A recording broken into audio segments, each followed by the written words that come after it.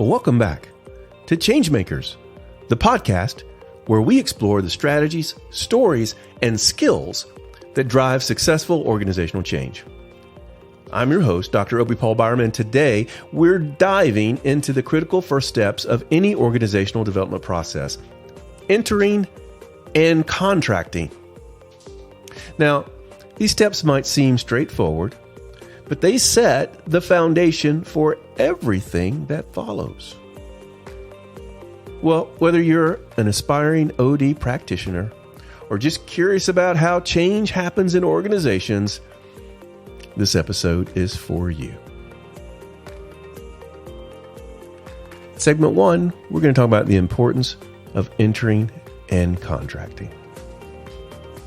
Let's start by talking about why entering and contracting are so important in the OD process. Think of it this way. If you were about to start a project without clearly defining the goals, the roles, and the expectations, what do you think would happen?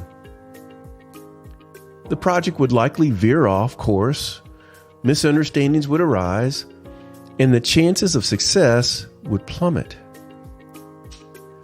That's why entering and contracting are essential.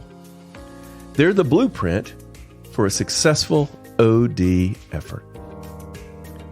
In this stage, the OD practitioner and the client organization define the problem or opportunity at hand, establish who the key players are, and agree on how they will work together.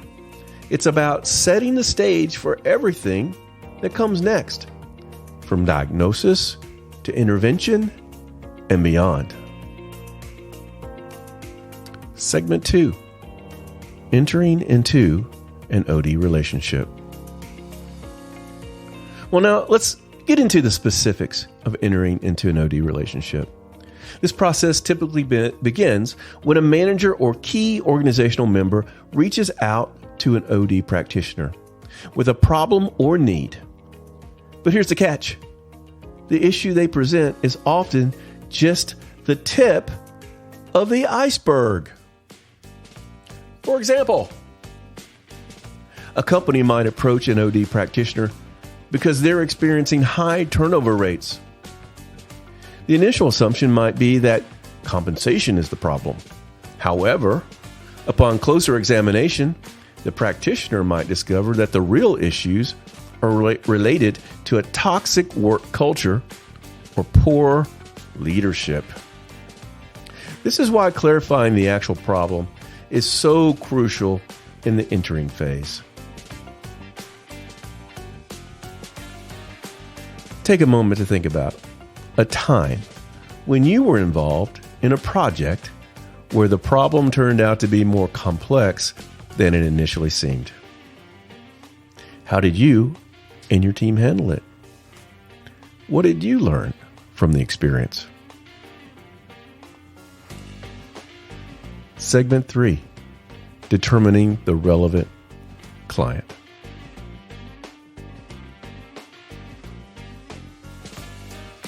Well, once the problem was clarified, the next step is determining the relevant client. Well, this means identifying the key individuals or groups within the organization who have a direct impact on the issue at hand. Involving the right people is critical because their support and insight can make or break the OD effort. For instance, imagine a manufacturing company facing coordination issues between its production and logistics department. The relevant client, in this case, would include not only the department heads, but also key employees who deal with these issues on a daily basis. By involving these stakeholders, the OD process becomes more comprehensive and effective. Consider your own work environment. Who are the key players when it comes to solving major issues? How would you ensure they're involved in any change process? Segment 4, expert interview on leadership and organizational change.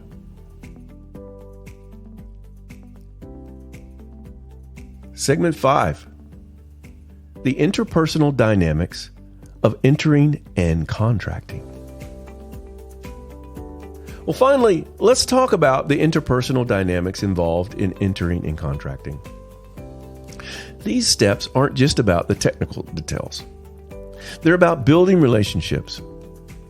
Both the client and the OD practitioner bring their own expectations, concerns, and motivations to the table. And navigating these dynamics is crucial for a successful outcome. For example, a client might feel vulnerable, admitting that they need help, while the OD practitioner might feel pressure to prove their competence.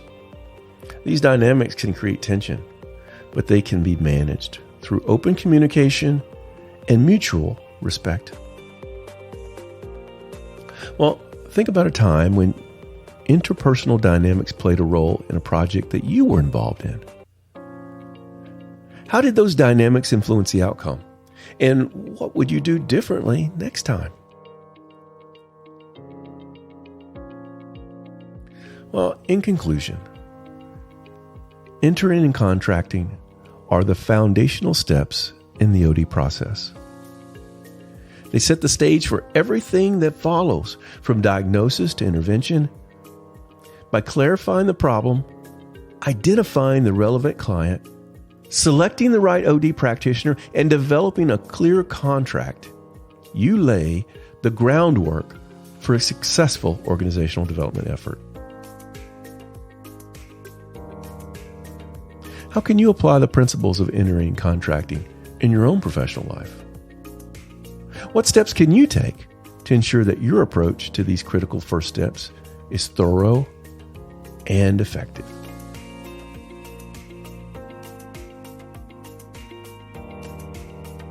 Well, thank you for joining me on this episode of Changemakers.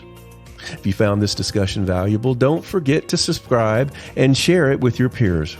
Remember, the key to successful change is in the preparation. So take what you've learned today and apply it in your work. This episode of Changemakers was created with the assistance of ChatGPT, a language model developed by OpenAI.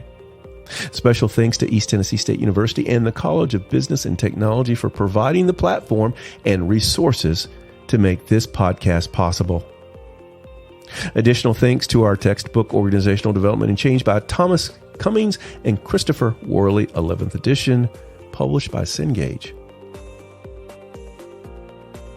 Music and sound effects for this episode are provided by Audio Coffee. Thank you for listening. And if you enjoyed this episode, be sure to subscribe and share it with your colleagues or classmates. As always, keep learning, keep reflecting, and keep making change. Until next time, this is your host, Dr. Obi Paul Byram, signing off.